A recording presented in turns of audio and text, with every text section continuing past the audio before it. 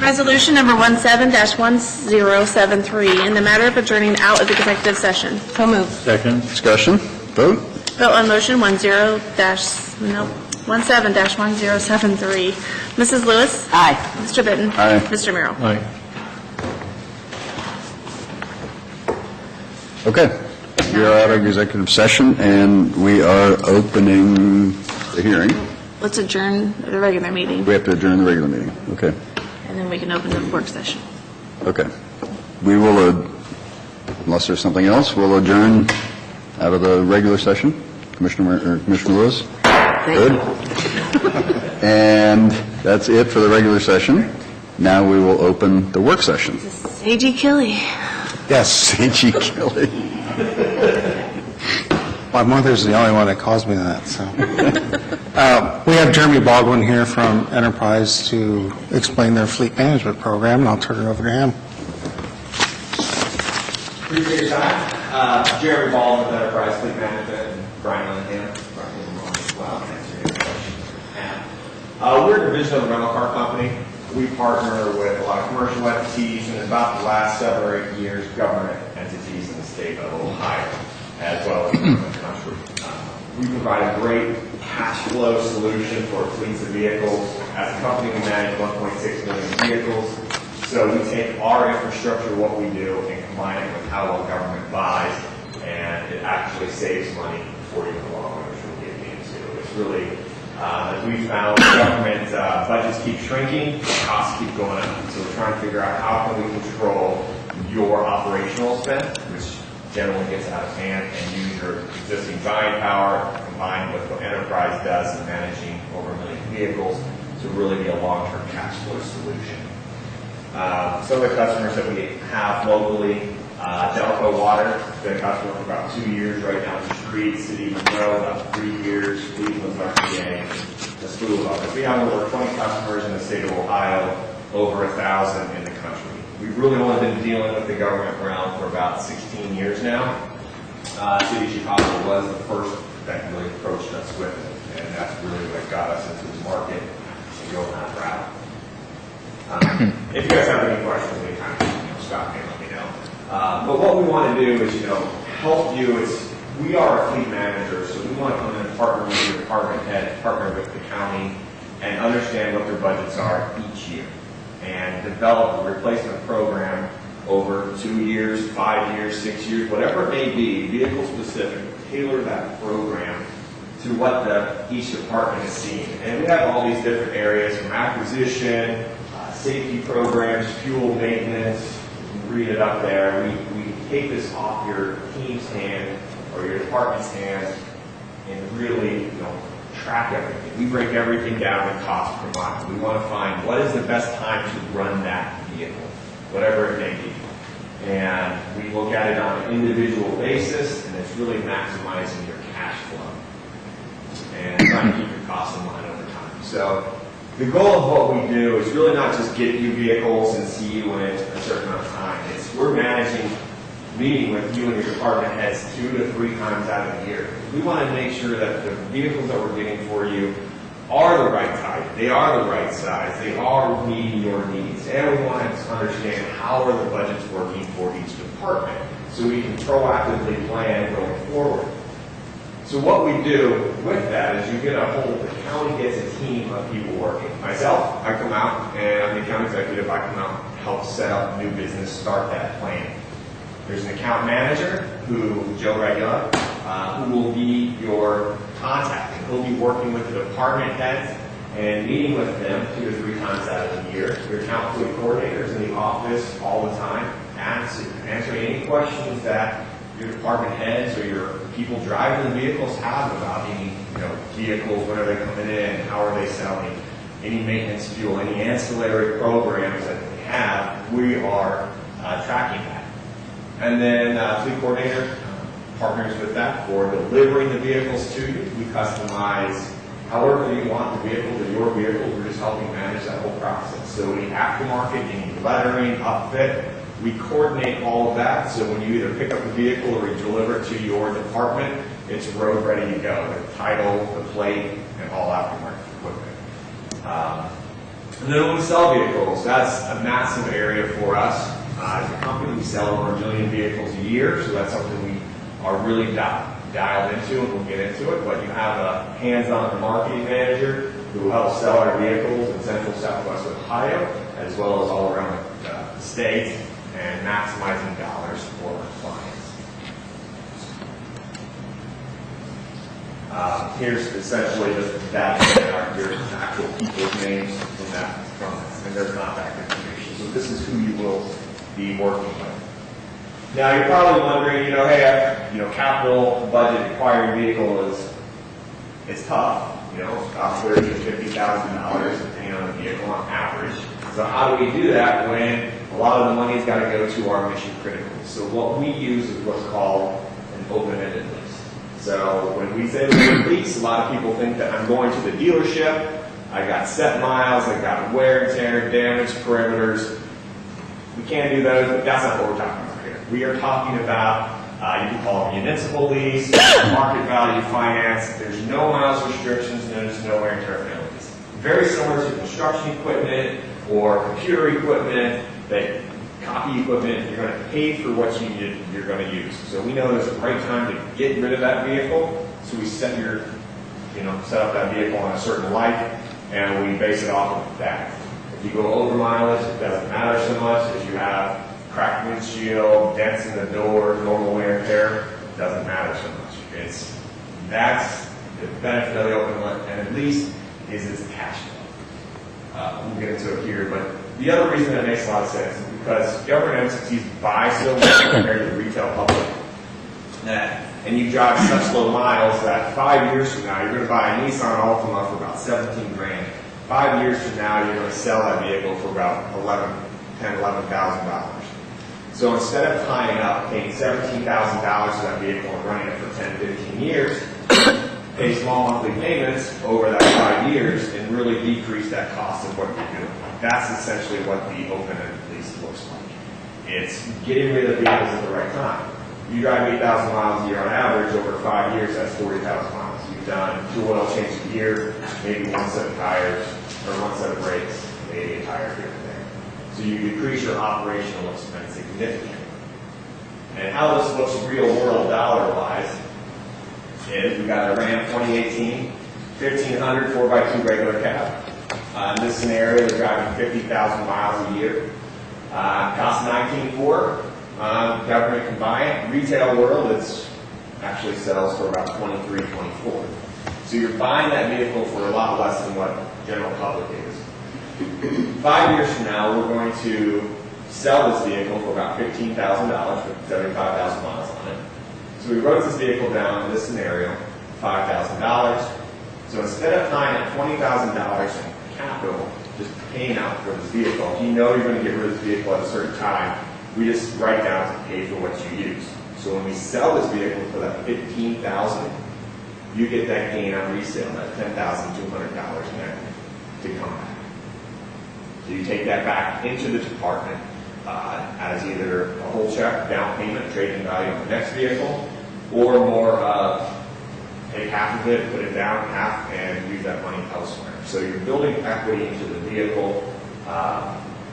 There's a lot of benefits to do it. Because it's an open-ended lease, it's really an ownership style vehicle. You can extend this lease, you can buy the vehicle out, you can turn it in at any time. There's no early term penalties, again, like the dealership style lease. 12 months in, you need to get rid of this vehicle just because it's not working, you can just turn it in and walk away. Because you buy vehicles so well, you're essentially at a break even essentially day one, or within 6 months on most vehicles. So, met with Cy back in March, or January at a conference, the Ohio City Managers Association, and we started having a conversation similar to we have with the other entities that we talked about, and we profiled out Delaware County's fleet. So everything that was 1 ton and smaller. So we profiled out, Yeah, thank you. there we go. So we profiled out 118 vehicles. The average age, The average age is 7.3. So what that tells us is that everyone that's brand new, you have one vehicle that's 14, 15 years old. Your average miles, pretty low, at 7,400 miles. Most people, you look at AAA, the average for residential retail driving is about 12 to 15,000 miles a year. So you're driving half of that, combined with how well you buy. That's where this program makes sense. So the replacement criteria up there is a little blurry, but on your pages it'll say anything that's over 12 years old or over 100,000 miles, we recommend getting replaced the first year. That's essentially your worst of the worst vehicles that have worse fuel economy.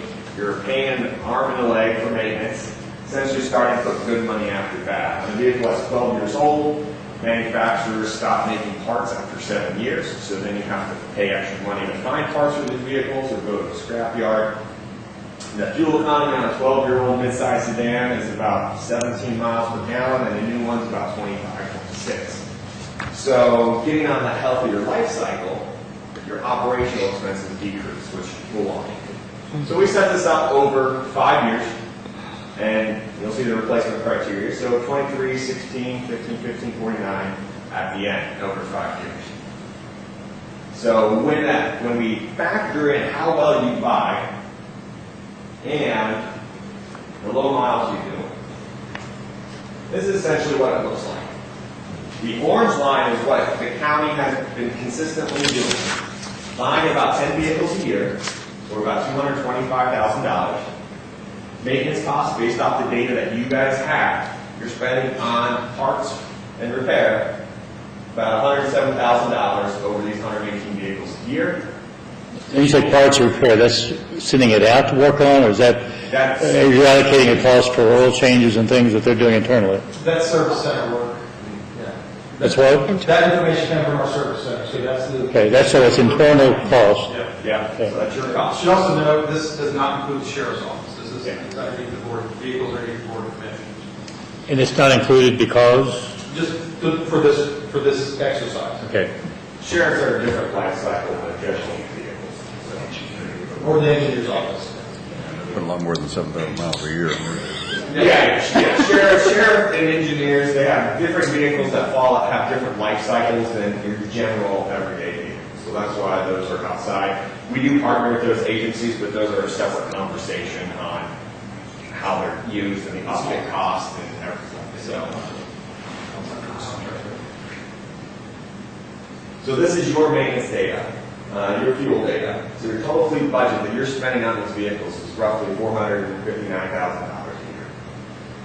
So what we looked at is year one, we're going to replace those $23,000 or 23 vehicles. It's going to cost you $88,000.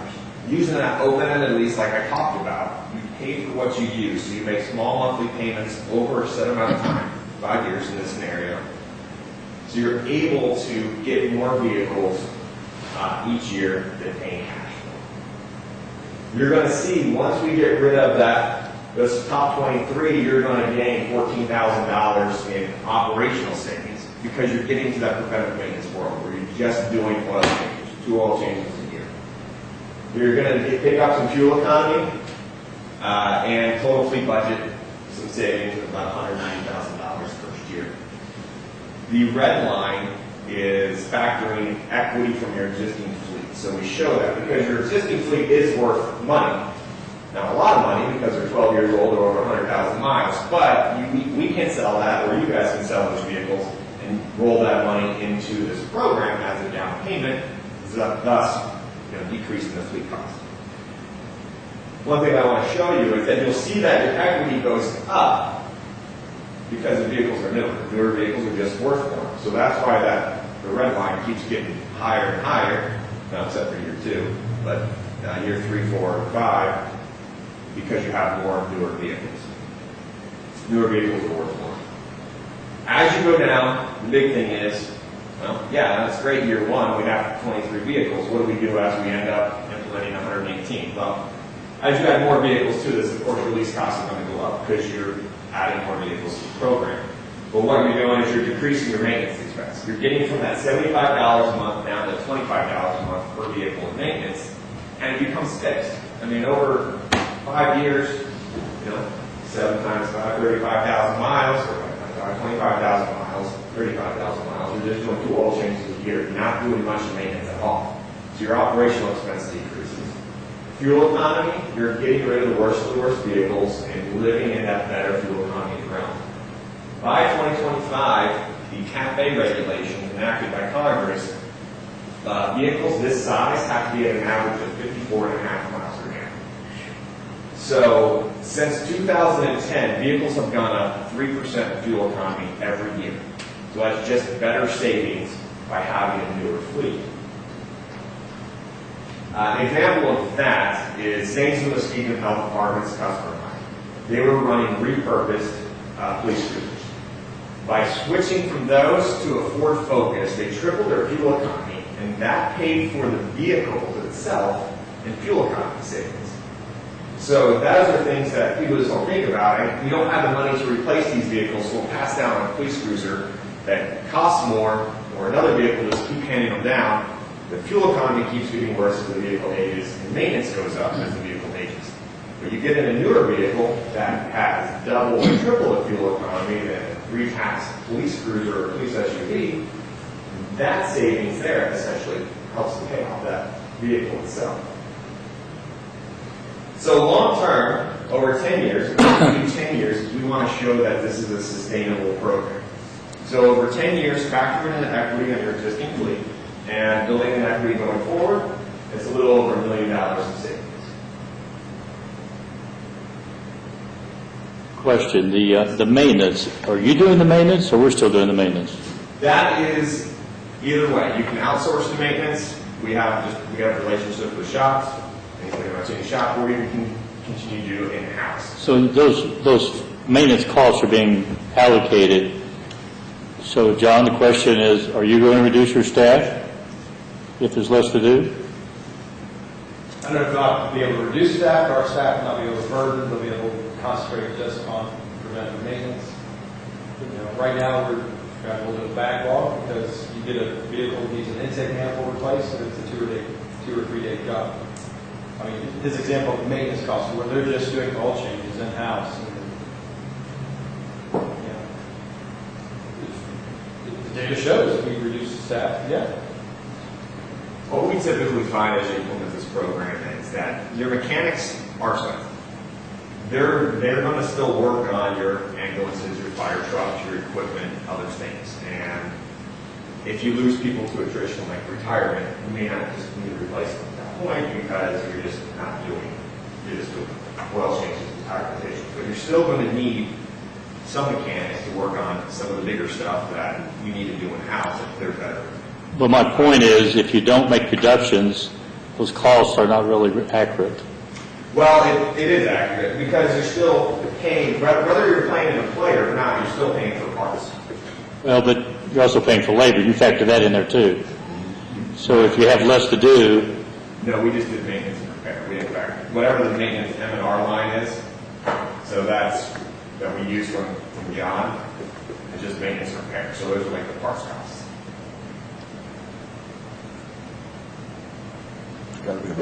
Got to be a labor factor in there. John looks like he's thinking. Yeah, I mean, that looks, our parts cost, I just did the budget, about $80,000 of parts a month with the service center.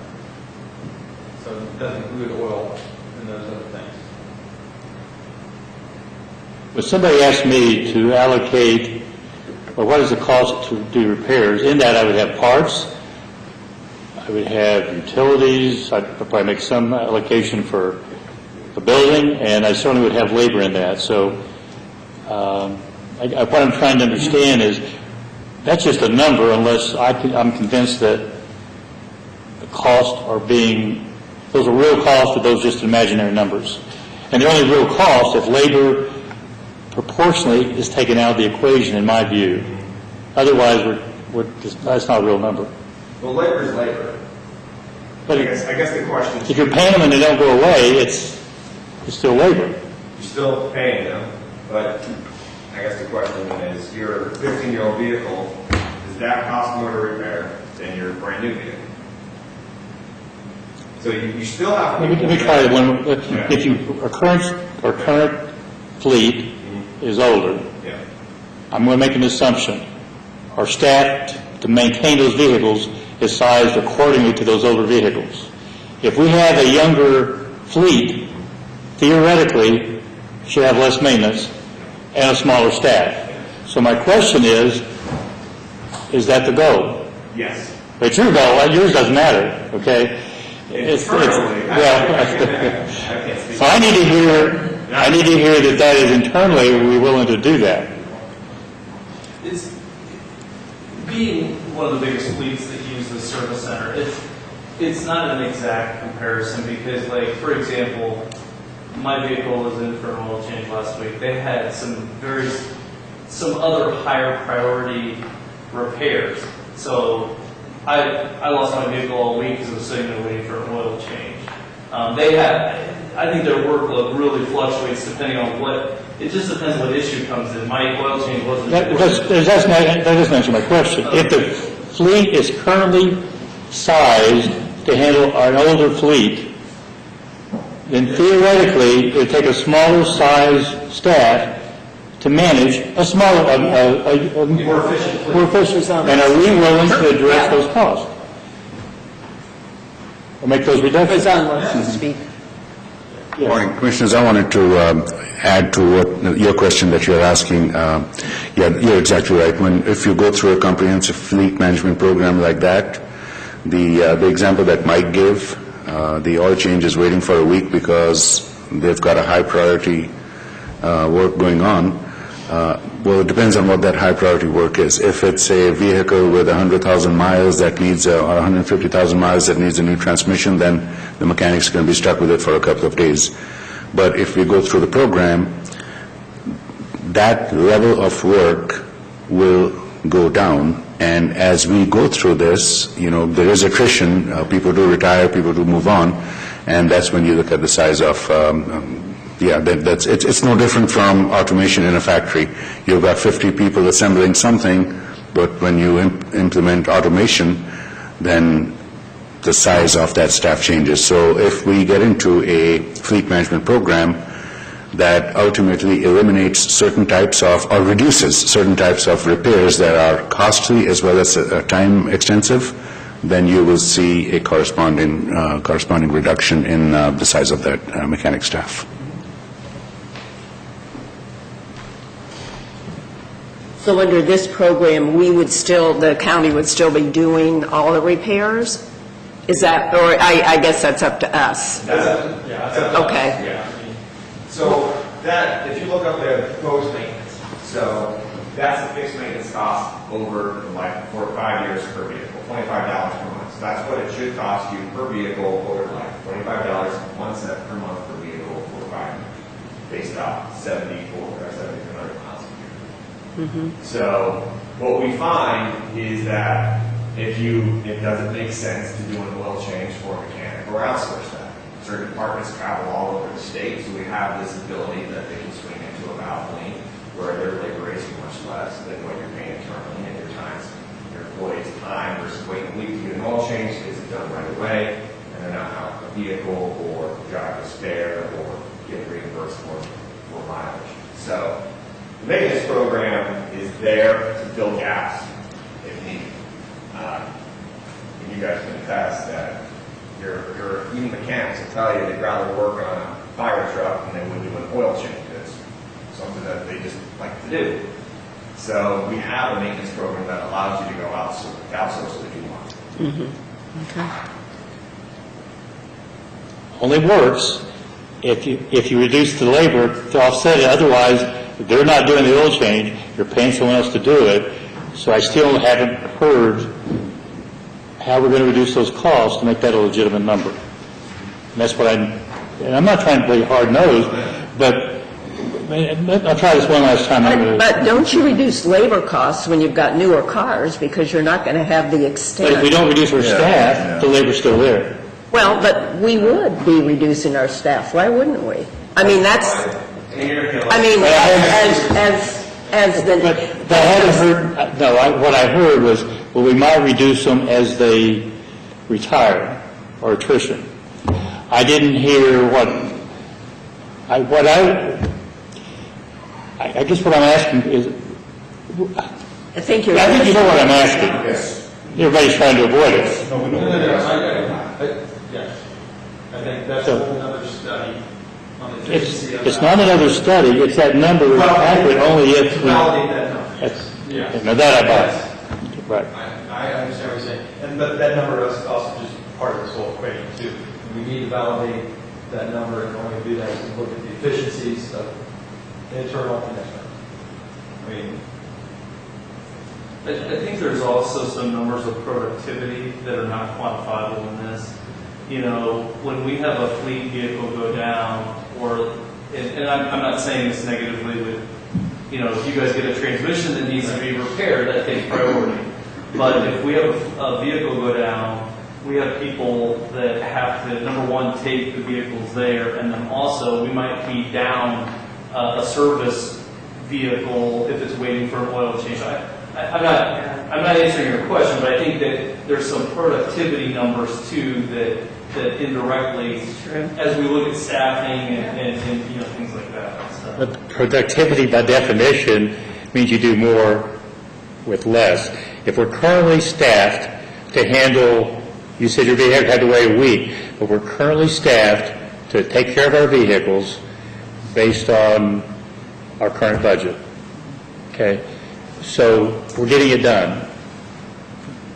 So that more raises the point that I don't think we are currently staffed to handle the current fleet because of the age. But again, that goes to the whole, we need to look at that whole. But I would suggest that you're currently budgeting a number and we're getting it done. But not as efficiently organized. When we've got our sanitary engineer driving up from where he is to get an oil change and go back, we are not efficient. He doesn't have time for that. There are services out there where we can contract with someone who can come to your office while you're in a meeting, change your oil, and then your time will not be wasted. So you can do that too. We call it, in the commercial world, we call it downtime and opportunity cost. That's what you're alluding to is that piece. But those labor costs have to be reduced internally to make that work, my point. And that's just trying to...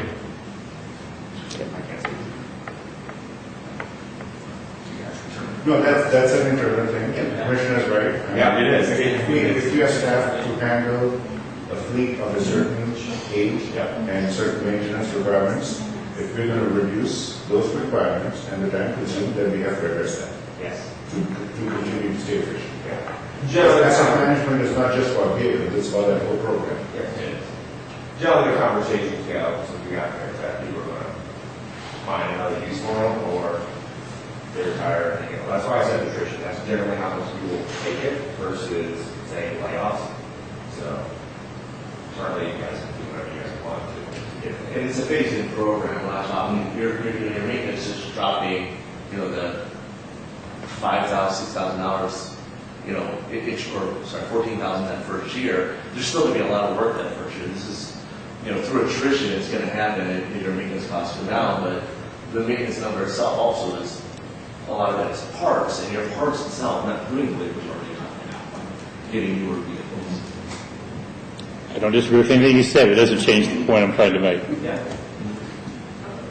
Does your program speed up how quickly we, you know, when we purchase a vehicle, it can be 2-3 months before on the state purchasing before we actually get a vehicle.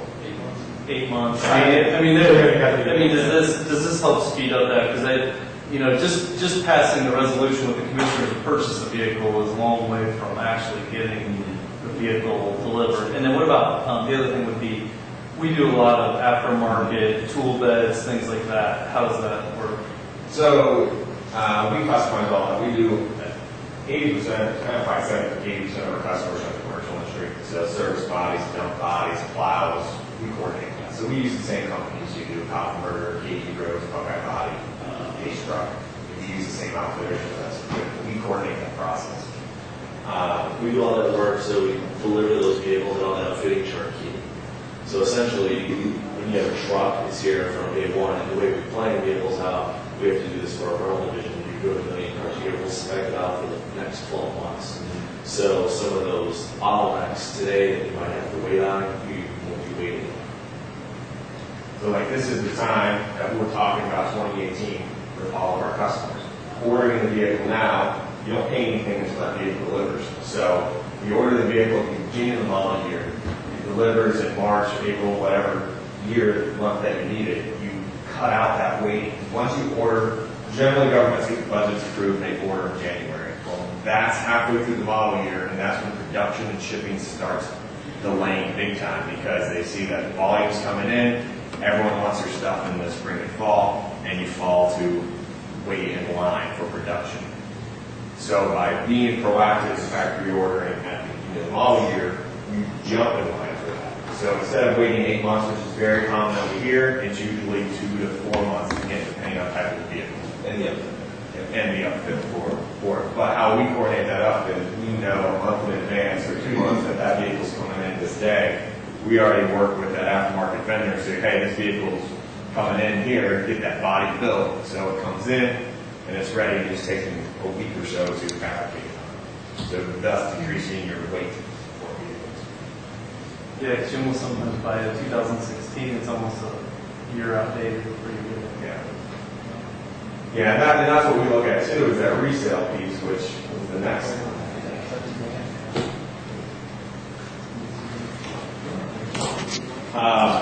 The resale piece, and that brings into here.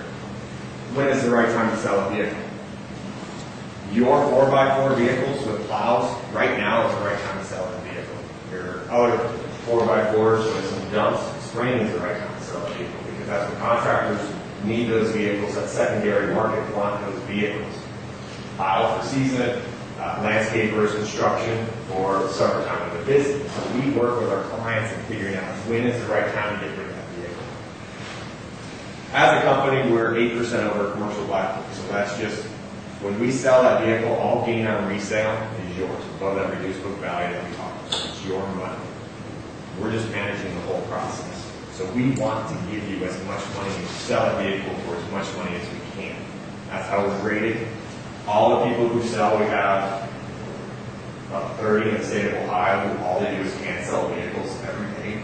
And they're trained to ask for that extra $100 on every transaction. That extra $100 is yours. We don't make any money on the resale, it's yours. And just how well the company can we sell vehicles.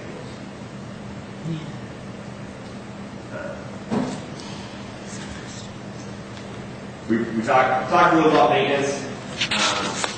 Pretty much if you guys decide to do some departments, the maintenance program is what we call a la carte. You can go put it on some vehicles, you can put it on some departments, you can do it on none. You can go to any shop you want to get maintenance done. There's just a maintenance card or an app, mobile app that we have. Just show the shop how it needs to be done. Everything is taken care of that. A lot of, we'll talk about sheriff for a second. A lot of undercover vehicles like this, detective vehicles, so if they're, instead of pulling the county garage to get maintenance, so they can get burned, they can just go to Valvoline or Bob's garage to get maintenance there. Agencies that travel all over the state, like Jobs and Family Services, or the sanitation engineer who lives somewhere else and driving, this makes a good sense for them. But again, you guys want to keep it in-house, it doesn't matter to us. We can offer these programs as a way to help reduce costs or streamline operations. And same thing with the fuel program. Go anywhere you want for gas, it's vehicle specific, fuel only, and every driver who would be on this would have a PIN number so we know who filled up at what time. That information feeds into our system, so if you're on the maintenance program, we can send out maintenance reminders right to your department head so no one's behind or you're lagging.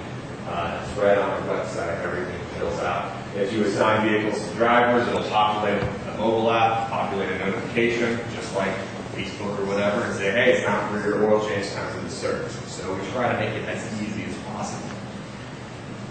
And again, you get all, with this, you still get your same government tax exemptions, if you guys want to go through it. Again, it's all about trying to improve efficiencies. And Is that fuel card, is that market rates, or is that a negotiated rate that you'd have at the service stations? so it's your, whatever pump price is, minus your your federal and state. Well, that's not enough to negotiate it. I'm talking, you don't get a nickel or a dime off the rate.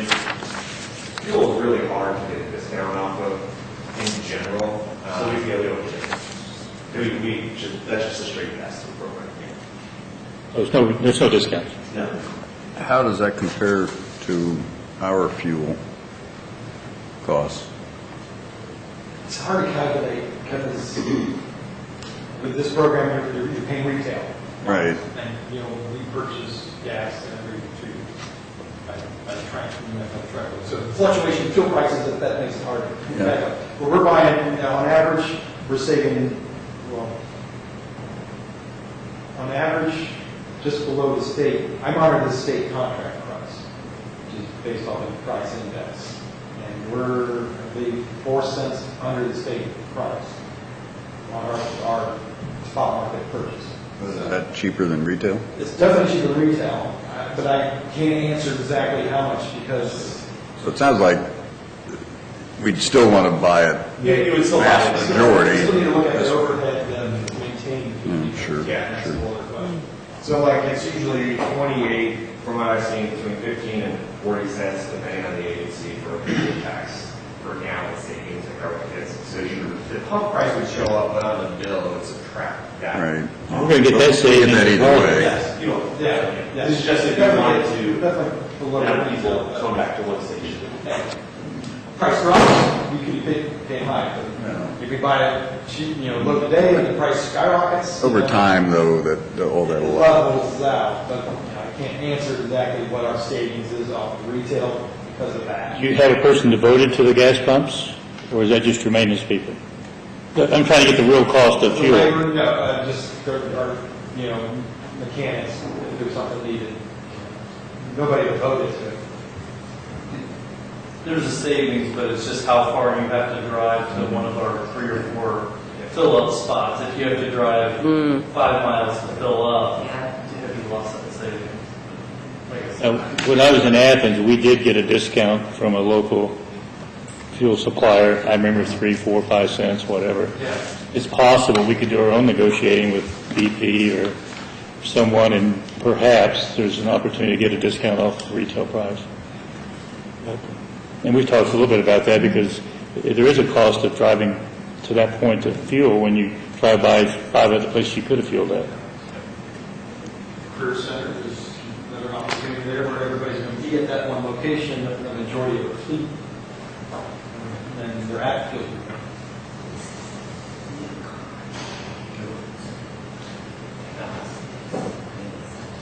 You have our website, so pretty much we can put your entire fleet, lease and non, into our website and break it down by department, so every department can log in and see their exact fleet, how long they've had vehicles, all costs associated with it. That's where, if you're on a maintenance or fuel program, it'll populate, you know, all miles per gallon, it'll show you what type of fuel people are buying, and it'll show you any oil change outliers, brakes and tires outliers, any maintenance that's due this month, maintenance that's past due.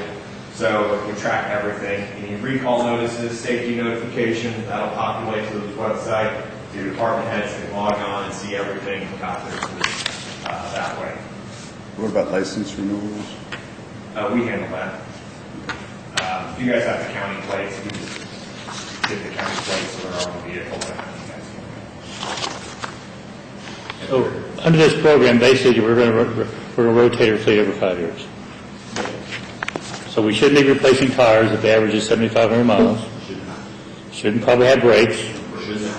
Should. So- No chance. The rates are to be tracked. We'll be able to figure out who rides their brakes on the Yes. program. Oh, yeah, yeah. Yeah. Yeah. If you start hitting on that site, we're just going to do.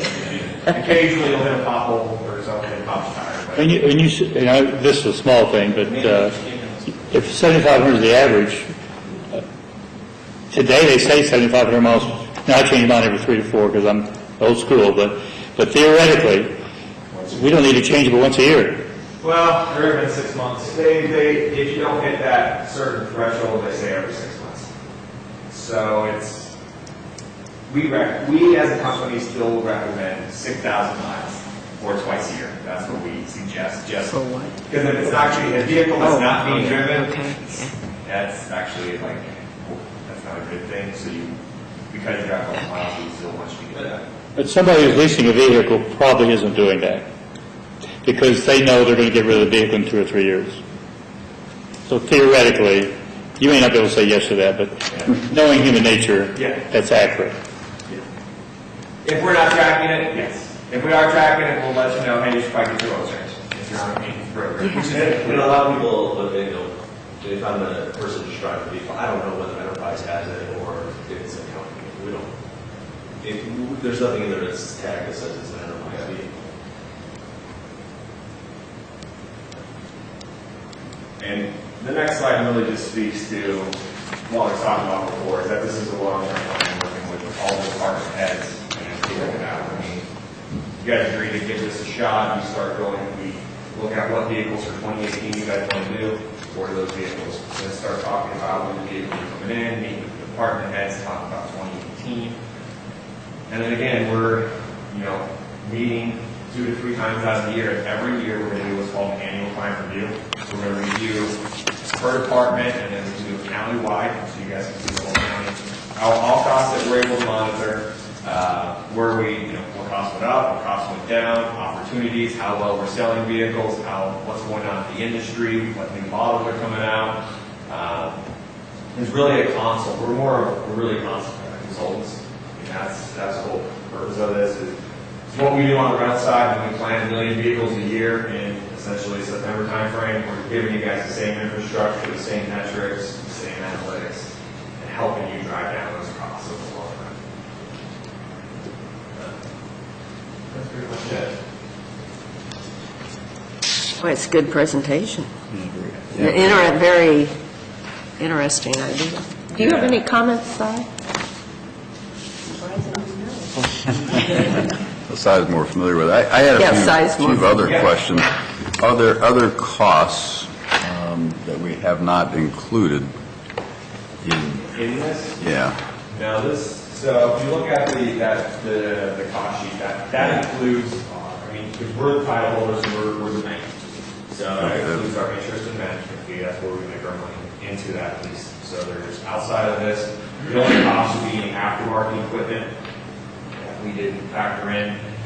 These are conservative numbers, so we actually didn't go to manufacturers and get state bid pricing or anything, we just went with general numbers. So I'll give you a general number and bid number, just in your government agency, which is typically going to be slightly lower. From the government agency, slightly lower, and if we actually go online and say we're over 15 share. Part of the thing that we look at too is we're not tied to any manufacturer. So every model year, we're going to look at, there's 5 government entities, there are 5 manufacturers that play in the government. The big 3, Toyota, Nissan. And every year we'll go for sedan, SUVs, pickup trucks, cargo vans, whatever. We'll go to them and say, Delaware County's going to get this many vehicles. How much money are you going to get? Generally, there's Ford wins the state bid or GM wins the state bid. Someone else wants that business, so they're going to give more money to get that business from the government entity. So our job is to show you a cost per mile and say, hey, here's what it is for 2018. Which vehicles do you want to go with? You guys can decide. You just tell us, and we'll get those vehicles. so you do retain ownership then? So we're Enterprise. the title. The what? Yeah, that's the title. Title holder, that's what I mean. We yeah. all have the rights of ownership. Yeah, Yeah. you're the legal, Okay. Yeah, so essentially in 5 years, we say, you know what, we want to make this a site vehicle, and there's that book balance, you can just go check for the book balance and give you title if you start keeping it on your own. It's very tough. so Okay. we're paying the difference between the purchase price and the expected residual value. Yeah, with a cushion. So you're paying a lot less for the vehicle. Essentially, if it's a Right. $20,000 vehicle, we rent it down, you pay $15,000 over 5 years, you get 5 back, and it's $10,000 over 5 years in that scenario. So the lease payments, are they monthly?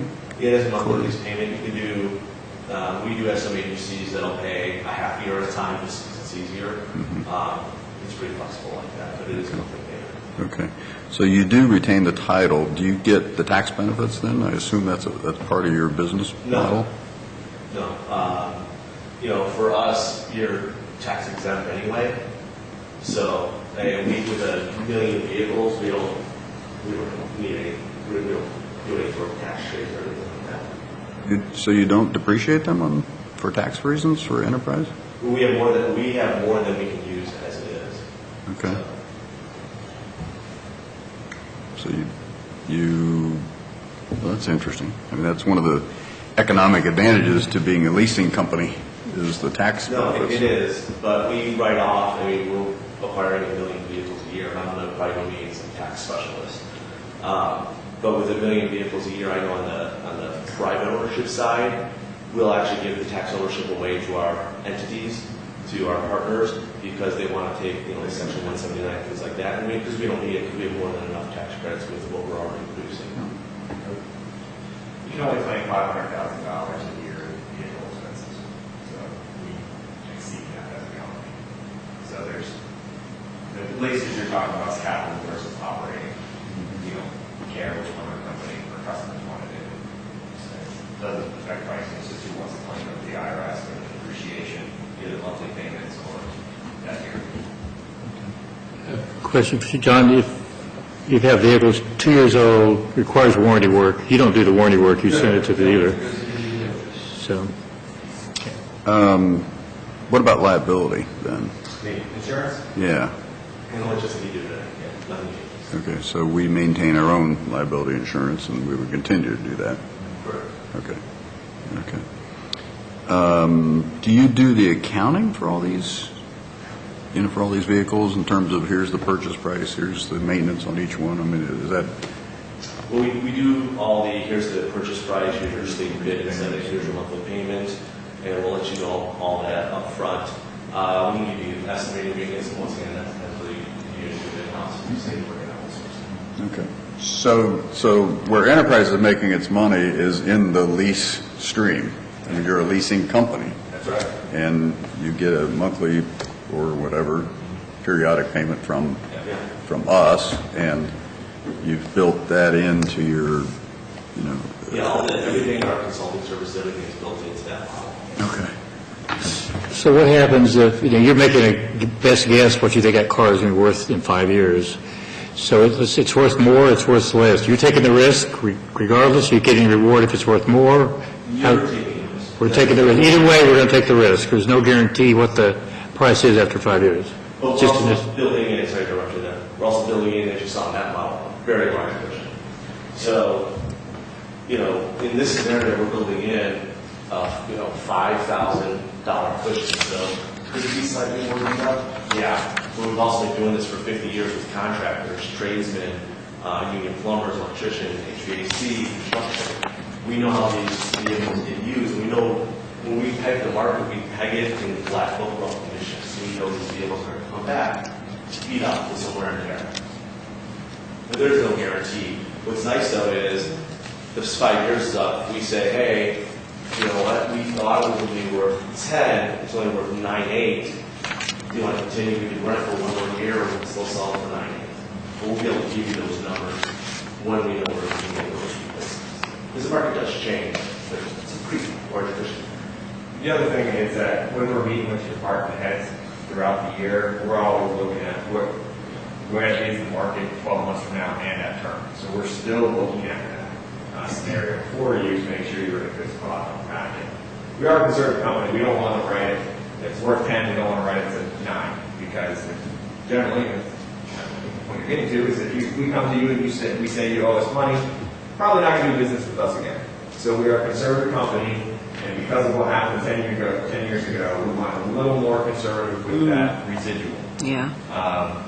The benefit that you have as a government entity is that you're getting so much money from the manufacturers compared to retail that you are really able to break even about 6, depending on the vehicle, 6 to 12 months, sometimes right away. So what that means is that GM, Toyota, all of them are getting between $9,000 and $10,000 off on a pickup trip. Retail world's getting 4 or 5. I mean, 12 months from now, you could sell a vehicle for the same or more than what it costs to buy. So those are things that we look at too. Same with sedans and SUVs. So you're in a break even. And what that means is you paid it down, what can it sell in the market? 12 months in, you get rid of that vehicle. Generally, you're going to walk away. or we're going to give you money back when you sell. And we let you know what the fair market value is at that turn of time. I have a question, it's kind of unrelated, and just more of a curiosity question. If I lease a vehicle, at the end of that lease, I can buy the vehicle. Can an employee of this county buy that vehicle if they choose at the end of that lease or not? That's up to you, that you can't. We'll tell you what. Yeah. we'll Yeah, tell you it's what under the sale here. is, Yeah. And we'll tell you what the fair market Yeah, value good is. question. Yeah. That's, yeah. A question on, we have the state bid pricing, and how we do it now is, it always bothers me that we buy vehicles from another county, or, the Ford dealership is over in Cincinnati or whatever, and, here we are, the biggest, we're not buying. Now, we could go through the process of going to the local Ford dealership, getting a comparative quote, but, that just adds more time and effort. Would your program allow us to negotiate those and get those prices, and be able to buy more local from the dealerships? Well, there's two things there. One, it depends on the dealership. We work with 50 or 60 here, so, and so we drop ship all the vehicles to a dealer anyway. So we look for the closest dealer to you to drop ship.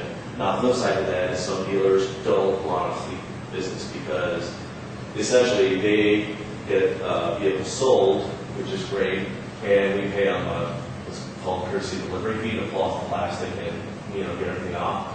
But then a lot of dealers don't want to waste their time because essentially there's no profit in the vehicle from that. So That's why a lot of dealers don't want to do this big bid, because it takes a lot of extra work.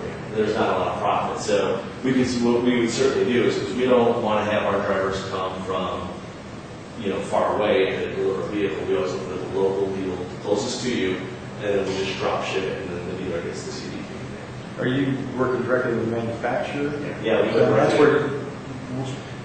that's where we're getting advantage of state contract pricing, but not having to wait for that state contract pricing, place the order. Yeah. Correct. Because, right now, we ordered new maintenance vans in the budget. It's a small transit van, you place the order, it gets manufactured, it's coming from Europe. They got it made it somehow across the ocean, it just now made it, we know it's in the United States, we haven't even received it yet. It was ordered back in March. I think it's in Georgia. Yeah, So they come with glass on them, and then they have to disassemble them and then put the walls up in the U.S. It's crazy.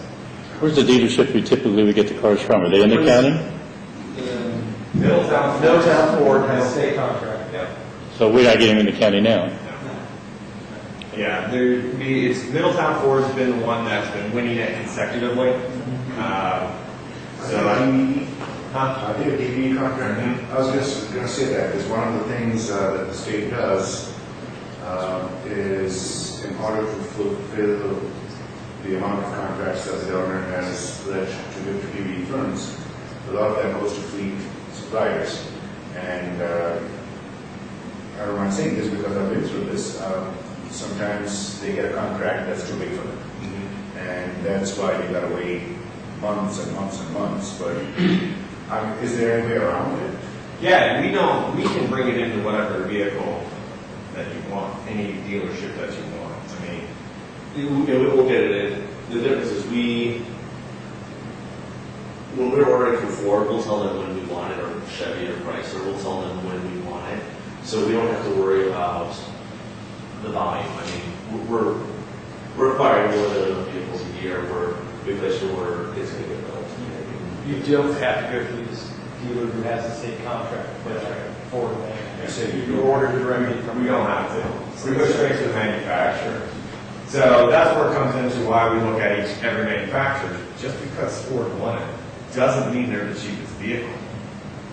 Conversely, just because Ford is the cheapest vehicle doesn't mean that Tundra, which is more expensive, isn't the best vehicle because you're going to buy it for 35, you're going to sell it for 37 a year later.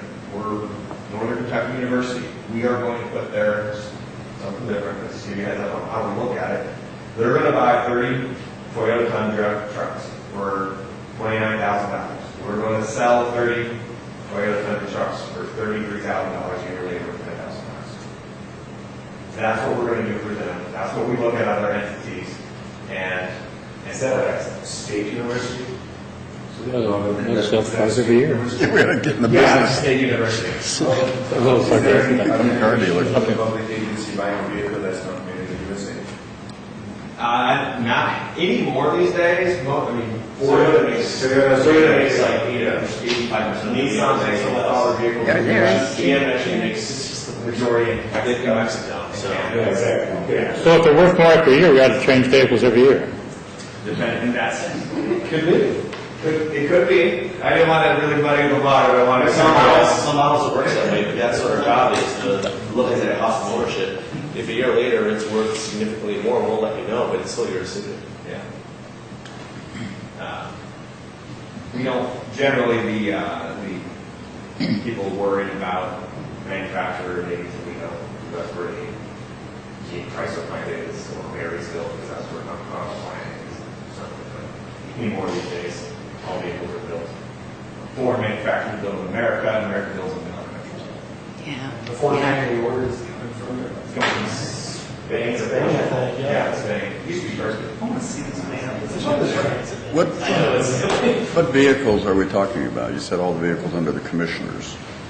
Majority, you know, The ambulances are under the commissioners. One time it's smaller. That's smaller, so they're smaller. Oh, okay. Oh, pickup trucks and Pick up stuff. some trucks and small. Okay. Yeah.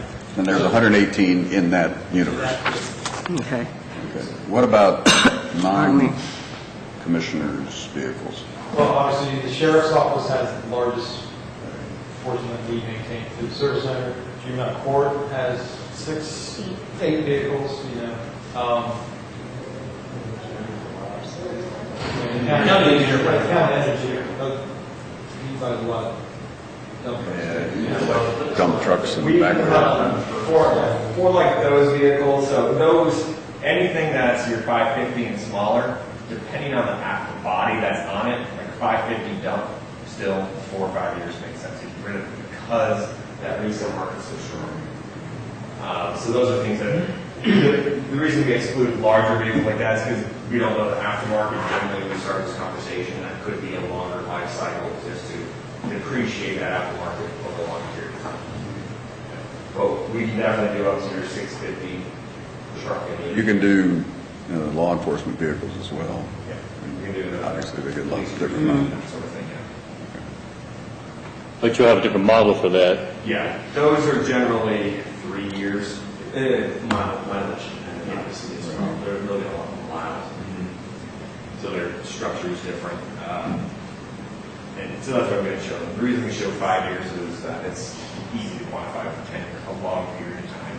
And then once you guys say, hey, let's do this, let's give it a shot, then we dive into, okay, when is the right life cycle for a vehicle? How many cars outside the commissioner's responsibility, forgetting the sheriff, forgetting the county engineer, that theoretically could fit in this program? Another 10 or 15 or 20? Or? Yeah, juvenile court definitely is interested. There's really no reason they wouldn't participate. No, and because really the issue we have that they're having is they use hand-me-down sheriff cruisers.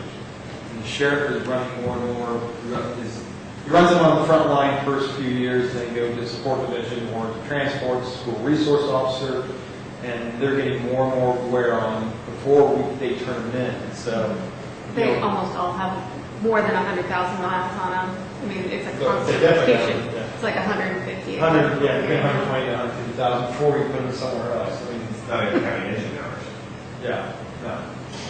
They're well maintained.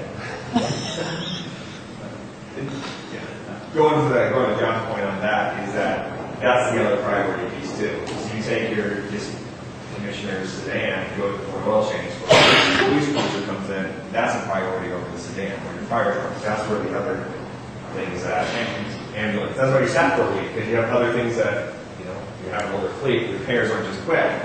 So then your vehicles like this just sit waiting. Now, one thing that we do want to point out is as we go through this, right sizing the fleet is the thing. What that means is that you might have extra vehicles just because you have a fleet so old, so you might not need 6 vehicles. It's funny you say that. I wrote down here, how many vehicles could we reduce, if any? So, That's the other thing, is that we don't know your usage, but when you start reducing vehicles, we do know a pretty good rental car company right down the street, that you can rent as needed, and they can deliver the vehicle or pick you up. In vehicles that are used infrequently, I think that's probably a better alternative. We have vans probably that are used infrequently, or like the Board of Elections, I don't know how often they use that, maybe that's not a good example. But there probably are vehicles, Definitely have old Crown Vic sitting around that aren't being used. That's cool here. Now, if we had some, Ford Fusions, a couple of those that people. but rather than having 6, 7, 8 vehicles that we're buying for replacement because something's out of commission, having a program with Enterprise makes a lot more sense. Is that, Yes, when we track usage as part of the usage studies, and we start seeing mileage trends, we'll say, hey, this vehicle had 800 miles out of last year. You don't need it. So, and then we'll say, hey, the recommendation, you can do what you want with it. You can obviously keep it as a full vehicle, but 800 miles, if you're paying any sort of maintenance cost or insurance on it, you might as well get rid of it. You're not in that case of value. You might as well rent it with an 800 miles a year. We did a similar thing with JFS as far as right sizing. I think what year those cars are, 6, probably 7, 8 years ago. They were using Crown Vic, rear-wheel drive Crown Vic converted for JFS. Children's Services would have to take those cars out and possibly pick up a child. A lot of people today don't know how to drive a rear-wheel drive car in snow. I mean, the bottom line is, everybody's got front wheel drive cars. It just wasn't the appropriate car for these people to drive, and so they went to the Ford Focus. We got, replaced 5 of them. I mean, that was a major capital outlay, and we missed the whole fleet part. They're getting to the point where they're going to need to be replaced. And if it's going to be another major capital outlay, this is a prime opportunity to get in there. Then look at what's the appropriate size vehicle. Focus has been some problematics, some fusion, maybe a mix. And that's the other piece is the vehicles that are, in that 12 and 14 year age mark, the safety is not one of the biggest things we're pushing on a lot of our customers who do. We saw a lot of customers who want vehicles a little bit longer. And one of the things is traction control. It wasn't mandatory. So we had, in our meeting, we had the National Traffic Highway Safety Authority come in. And he was talking to us, and he's like, everyone thinks that the airbag is the greatest thing in the world. He's like, number 1 was seatbelt in terms of safety. Number 2 was traction control, which I'm not a car guy, I'm not an engineer. I didn't realize that. So he went through all these demonstrations about how much safer people used to think cars were. And he put like a 67 Malibu and then a 2015 Malibu. They did a head-on collision. The new Malibu ripped right through the old steel. It wasn't even close. So that's the other thing you're looking at when you're talking vehicles, is that safety piece. That safety technology keeps getting better and better. And a vehicle that's 12 to 14 years old that doesn't have anti-lock brakes or traction control is also not as safe. Mm-hmm. So as you get new vehicles sooner and sooner, all those safety technologies, the blind spots, next year backup cameras are mandatory, which will also reduce insurance costs and repair. So that's the other thing you have to take into consideration. Do you have any fleets that you manage that are alternative fuel? I know right now fuel's cheap, so that market has died, but we do have the ability, if fuel were to go up to $4 a gallon, with our biosolids on digestion to do like CNG facilities. I mean, that market's died obviously recently. You can, the upfit cost is what it is. We'll do the same thing with this total cost of ownership. I know a couple years ago we did this with the Escape Hybrid. The Escape Hybrid was $29,000, and we worked with some agencies that wanted it because it was a hybrid and it was going to get, I think it was like 40 miles to the gallon. Well, we could have got a 4-cylinder for that was getting like 30 miles to the gallon for almost $10,000 less, but we still let our customers make that decision. So people still want that, but we'll always look at it. We are actually the largest alternative fleet vehicle purchaser in the world, so we are always looking at that technology, but it all comes down to the cost and then that return on equity. Yeah, it's not anything in the near future. Not at $2 a gallon. Yeah. I think his question, though, is alternative vehicles an alternative. So we've got an option. We do electric, we do the hybrid, we do We gas. should write those down. No, that's cute. Get rid out of your head. That would, yeah. We want the commissioner's van to be fueled by digester gas. Yeah, we can do any make and model. I mean, outside of it, Toyota, if you want to go green, Toyota Prius was the best one, so Hyundai came out with the Ioniq, and it gets better fuel economy than Prius, and it's cheaper. Because those are things that we look at. The trade-in after 5 years, it tend to be hold up or not? Yeah, it's gone down a little bit, but there's that market of people who want those vehicles that will, those people generally don't like to buy new, cash flow and budgets and stuff, so we'll buy a used one that has plenty of life left in it and pay a decent amount of money. But at $2.25 a gallon, I mean, nobody really is. California loves it. Not the Midwest so much. You know, Enterprise is one of the larger privately held companies. They're a privately held company. We are. We're the second largest purchaser of vehicles in the world. Oh, my goodness. U.S. government's number one, we're number two. In the world? In the world. Yeah. So that's why resale, we hammer on resale. When you sell 1 million vehicles a year, you've got to be really good at it, otherwise you lose money. So you guys just do this work right on. Got a son who is in charge of remarketing for BMW Financial. Okay. I just texted him, and he, what we were doing, and he goes, "Oh, very cool." So you're suggesting we all drive BMW? I wasn't going to I knew somebody at the minute I mentioned it. That savings. You got a good deal. Yeah. Really good research. No. I'm not sure where we're going to go from here, but I'd just make this comment. The things I wrote down, how many vehicles we'll do this because we have a fleet that we know is available. With maintenance and labor reductions, with tires and batteries and brakes, our staff obviously could or should be smaller. I need to see what savings we're going to incur there for me to make an intelligent evaluation. So whoever's going to do that, I'll just throw it out there. Generally on our end, we profile out all those vehicles. It's you guys get your blessing, and then we walk through the departments and go, okay, these are the vehicles you have. Do you need this vehicle? One, do you need this vehicle? And two, is it the right vehicle for you? You got referred to as police cruisers. You don't want those. So then we come back and go, okay, instead of those, what vehicle makes perfect sense for you? Is it a minivan? Is it a midsize? Is it a small car? You need to go. So, yeah. So, I mean, that's what we look at too, is then we meet with the departments and talk through that process with them so that we can get that right vehicle for the job for them. But the size of the fleet, I think, is better evaluated by us than by those individual departments. That's up to you. Generally, that's what we do. We talk to department heads at least, or you guys start like conversation and say, do you really need this vehicle? I mean, your fleet's old, so they may have spares. And what would you like instead?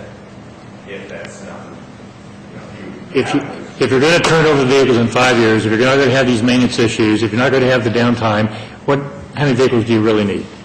That's the question. Good presentation. Yeah, other questions, comments? Yeah, again, very interesting. Yeah. Very interesting proposal. Yeah. Thank you. Yeah. Farzan, you got additional thoughts? Sai and I were kind of started chatting about this. Just to wrap up the presentation, obviously the purpose of this presentation is not that tomorrow we're going to implement this. Obviously the purpose of this presentation was to come and talk to you and say that this is something we're looking at. The county should do an asset management plan. This looks like a good program. We have more questions as you have asked, and there's more research that we need to do. So I think the next step will be to start getting into those details, actual numbers, right sizing, and then the county has to make a decision. What is it that we're going to do? Are we going to do oil changes in the future? Are we going to do transmissions, or should we be in the business of just doing basic maintenance and not doing the other types of maintenance? So all of those all of those studies have also got to be looked at in terms of our mechanics, in terms of the equipment that we have. So I think that's what we're going to do now, is get into the details and then come up with, unless we find something crazy in there, I think that we would like to proceed with this. But I think we all understand that there's still a little bit more work that needs to be done, and we'll come back with more information. That's very promising. Very promising. I definitely have an interest, Yeah. As I've said before, the proof's in the pudding. Pudding? You've ever heard that phrase? Devil's in the details? Well, that's another way of saying it. Oh, dear. Okay, so again, thank you. Thank you guys for coming. Very, very interesting. Very impressive. Very impressive, very promising. Okay, so no other comments, no other questions, then that ends our work session. Commissioner Lewis, you want to? Oh, gosh, yes, thanks, Cy, thanks, Farzan. Thank you. Thank you.